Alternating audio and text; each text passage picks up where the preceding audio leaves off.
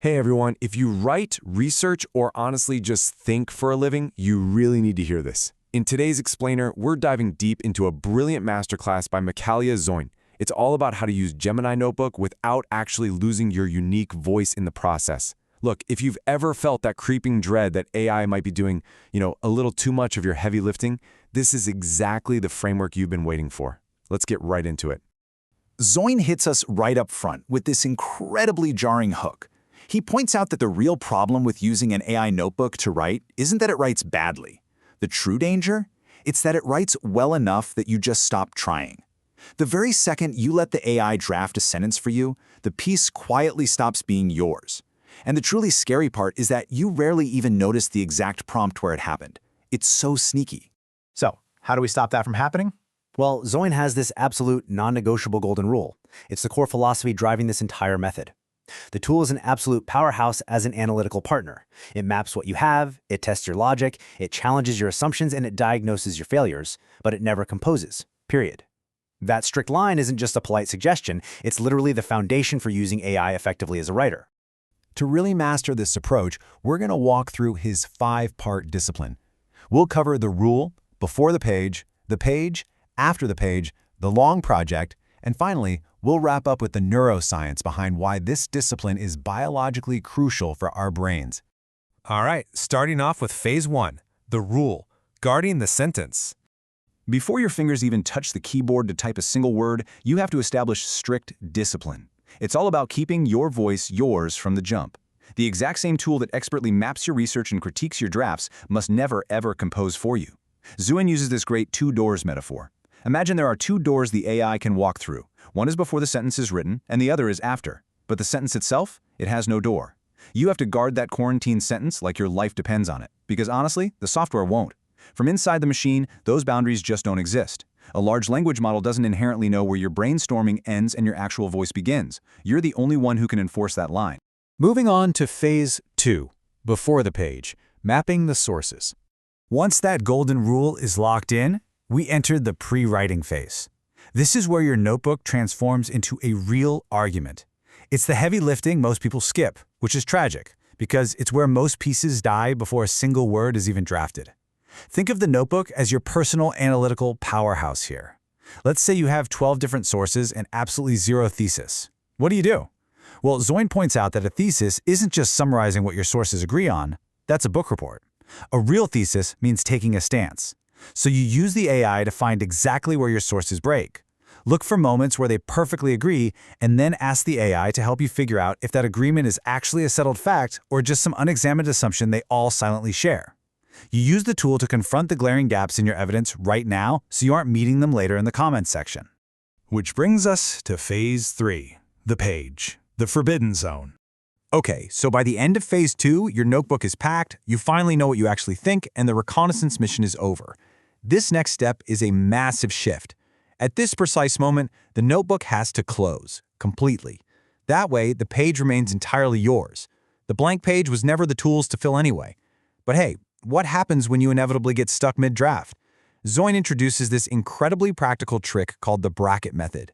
When you hit a wall or some uncertainty while you're drafting, you do not break quarantine. Do not go opening Gemini Notebook to ask for help. You just slap brackets around the uncertainty and keep the momentum going. And if your entire structure feels like it's cracking halfway through, Zoin argues that's not usually a failure to plan. Actually, that cracking is just your own understanding correcting itself in real time. You don't need an AI to fix that. You need to let your own brain do the heavy lifting. Next up, phase 4, after the page and the rigorous edit. So here is the major hinge moment. The draft is done, and it's 100% yours. Now the notebook reopens, but only through one very specific door. The tool returns strictly as a critic. Its job is to find what's wrong and name it precisely. Choosing to only use this door, especially at that exact moment when you're exhausted and just want the AI to fix it for you, is honestly the hardest skill to master here. The absolute key is asking for the fault, not the fix. This is a strict rule. You have the AI check every single claim against your sources. Because as Zoin puts it so well, partial support is the most treacherous verdict of all. You use the AI to catch that one sentence that isn't technically false, but that your source never actually said. You use it to deflate claims that are just a bit too overconfident. But the fatal default mistake we all make is asking the AI to actually fix those issues. The literal second you ask for the fix, the AI rewrites your text, and boom, you've lost ownership of the sentence all over again. Now for Phase 5, the long project, focusing on continuity and curation. If you're tackling something huge, like a book-length project that's going to drag on for months, the tool's ability to ground you is incredible. It totally protects you from inventing facts. But it doesn't protect your writing from just going stale over time. Managing a massive notebook requires a completely different strategy. Think about it. A book-length piece is essentially a giant set of promises you're making to the reader. You can't possibly hold all those promises in your active memory, but the AI notebook can.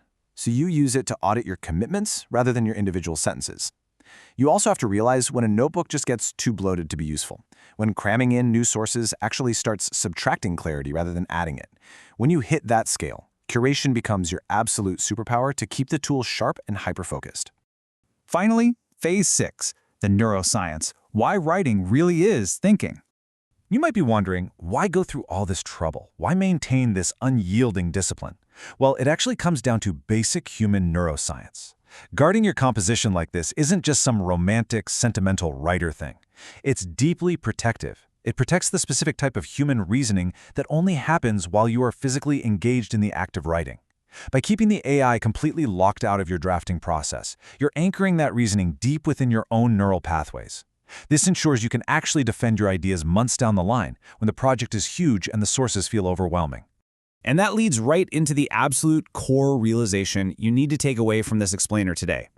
When you outsource the sentence to an AI, you are outsourcing the act of forming the thought itself. That deep, hard-earned understanding that comes from struggling through a tricky sentence, wrestling with the syntax and the logic, it simply never forms in your mind if the AI just does it for you. You are completely bypassing the exact cognitive friction required to actually learn and own your material. Which leaves us with this final provocative thought. If you map the sources with AI, and then you let the AI draft the sentence, whose thought is it really? Mihailo Zoin's method gives us this incredible roadmap to wield massive computational power while aggressively defending the boundaries of our own minds. Reclaim the sentences. Use the tool to diagnose, for sure, but never let it compose. Definitely think about that the next time you're staring down a blank document. Thanks so much for joining me on this explainer, and keep pushing your own thoughts forward.